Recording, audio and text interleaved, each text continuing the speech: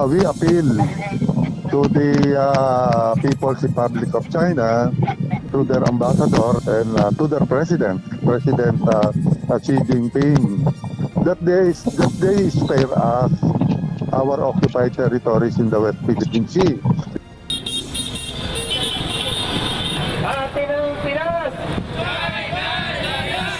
Kasabay ng paggunita ng Araw ng Kagitingan, sumugod sa harapan ng Chinese Embassy sa Makati City ang iba't ibang grupo upang magsagawa ng kilos protesta.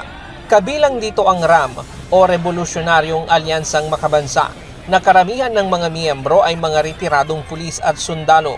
Isang malawakang motorcycle ride ang kanilang ginawa upang ipakita ang pagtutol laban sa pang-aangkin ng China sa mga teritoryo ng bansa sa West Philippine Sea.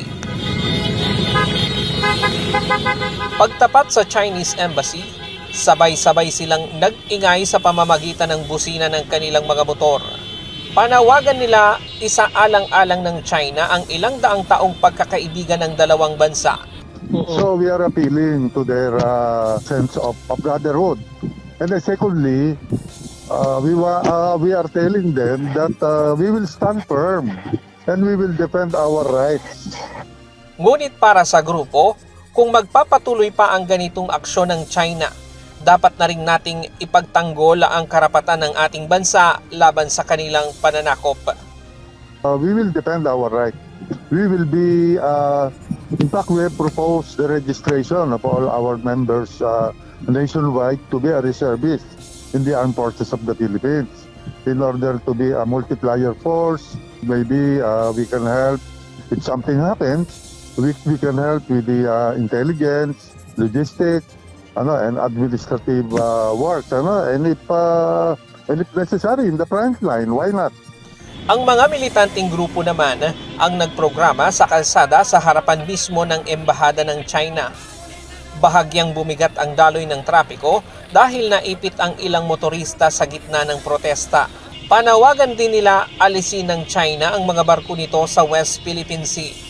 Kinundi na rin nila ang sunod-sunod na panghaharas ng mga Chinese sa mga Pilipinong mangingisda at mga barko ng Pilipinas.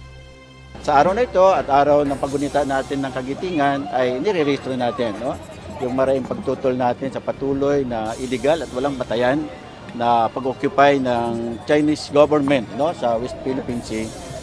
Ang araw ng Kagitingan ay mahalaga upang sariwain natin na kayang may magiting na kasaysayan ang mga Pilipino ng paglaban sa mga mananakop na dayuhan. Panawagan din ng grupo kay Pangulong Ferdinand Marcos Jr.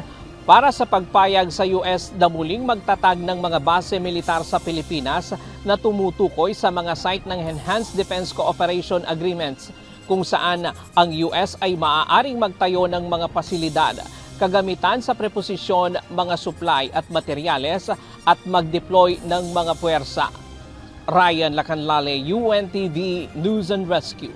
Diyos ang aming sandigan, serbisyo publiko ang aming pinahahalagahan.